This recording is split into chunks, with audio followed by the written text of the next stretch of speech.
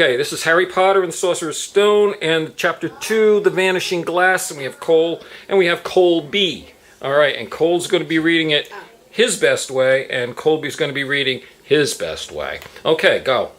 Nearly 10 years had passed since the Dursleys had woke up to find their new nephew on their front steps, but Privet Drive had hardly changed at all. The sun rose on the same tidy front garden and lit up the brass number 4 on the Dursleys' front door. It crept into their living room, which was almost exactly the same as it had been on the night when Mr. Dursley had seen the fateful news reporter about the 2 owls. Only the photographs on the mantelpiece really showed how much time had passed. 10 years ago, there had been lots of pictures of what looked like a large pink beach ball wearing different colored bonnets. You can help him, Colby, if he gets stuck. And Cole, he can help you if you get stuck. Okay. I just lost my place. Oh, bonnets, but Dudley Dursley was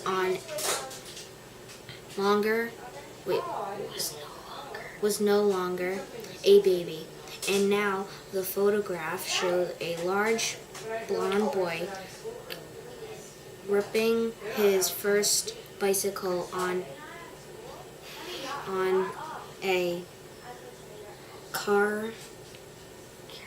carousel at the fair, playing a computer game with his father,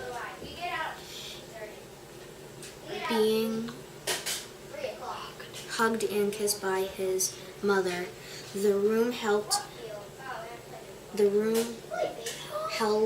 on sign at all that another boy lived in the house too. Yet Harry Potter was still there, asleep at the moment, but not for long. His Aunt Petunia was awake, and it was her shrill voice that made the first noise of the day. Up! Get up! Now! Harry woke with a start. His aunt rapped on the door again. Up! She screeched. Harry heard her walking toward the kitchen, and then the sound of the frying pan being put on the stove. He rolled onto his back and tried to remember the dream he had been having. It had been a good one. There had been a flying motorcycle in it. He had a funny feeling he'd had the same dream before. His aunt was back outside the door. Are you up yet? She demanded. Nearly, said Harry. Well, get a move on. I want you to look after the bacon. And don't you dare let it burn. I want everything perfect on Dudley's birthday. Harry groaned. What did you say? His aunt snapped through the door. Nothing. Dudley's birthday. How could he have forgotten?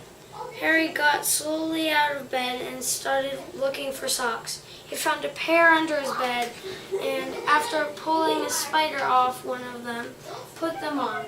Harry was used to spiders because the cabinet under the stairs was full of them. And that was where he slept. When he was dressed, he went down the hall into the kitchen. The table was almost hidden beneath all Dudley's birthday presents.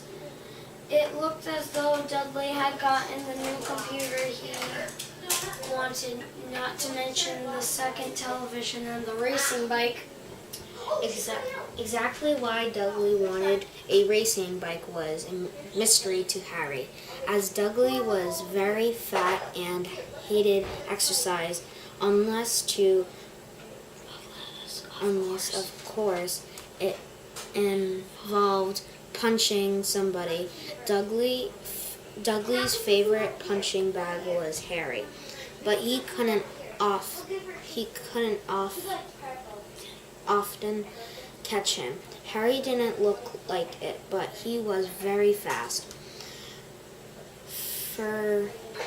Perhaps it has something to do with living in a dark cupboard.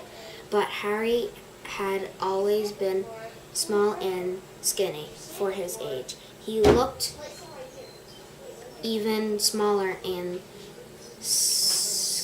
skinnier than he really was, because all he had to wear was an old clothes of Dudley's, and Dudley was about 4 times bigger than he was. Harry had a thin face, knobbly knees, black hair, and bright green eyes. He wore round glasses held together with lots of Scotch tape because of all the times Dudley had punched him on the nose. The only thing Harry liked about his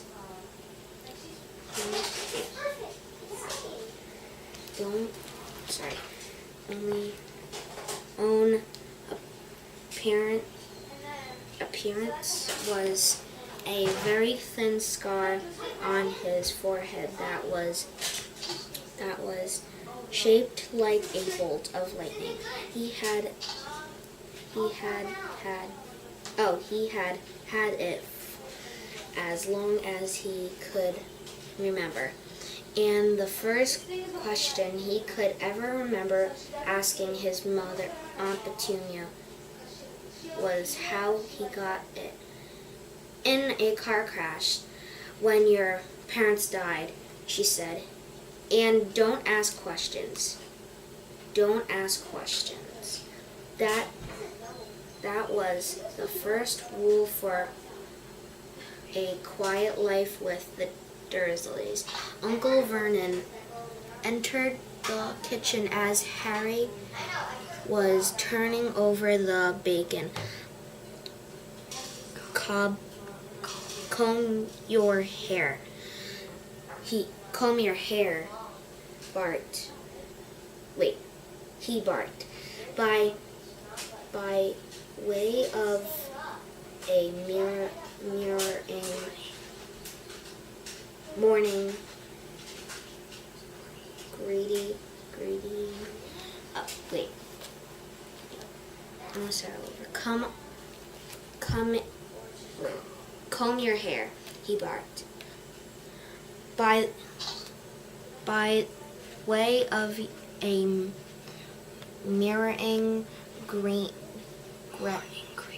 morning greeting.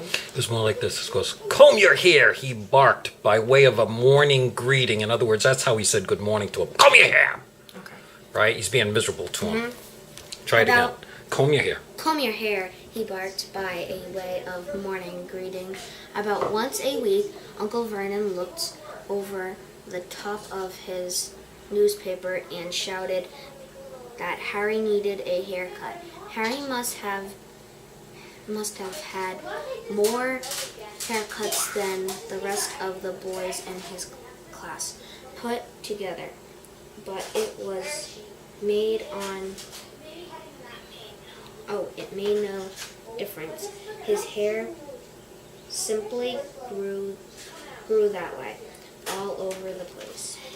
Harry was frying eggs by the time Dudley arrived in the kitchen with his mother.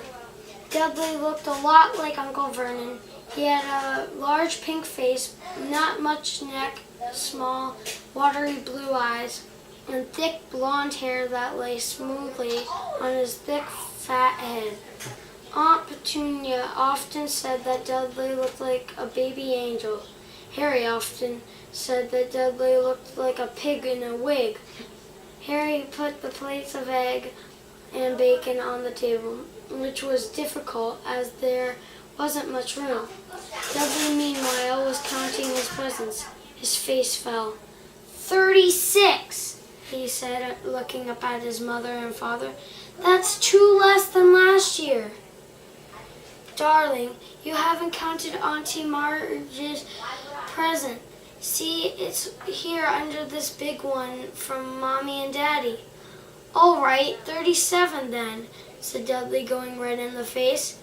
Harry, who could see a huge Dudley tantrum coming on, began wolfing down his baking as fast as possible in case Dudley turned the table over. Aunt Petunia obviously scented danger too, because she said quickly, "And we'll buy you another 2 presents while we're out today. How that, Pumpkin? Pumpkin. 2 more presents. Is that all right?" Dudley thought for a moment. It looked like hard work. Finally, he said slowly, "So I'll have 39, sweetums," said Aunt Petunia. "Oh," Dudley sat down heavily and grabbed the nearest parcel. "All right then," Uncle Vernon chuckled. Okay, we're good, guys.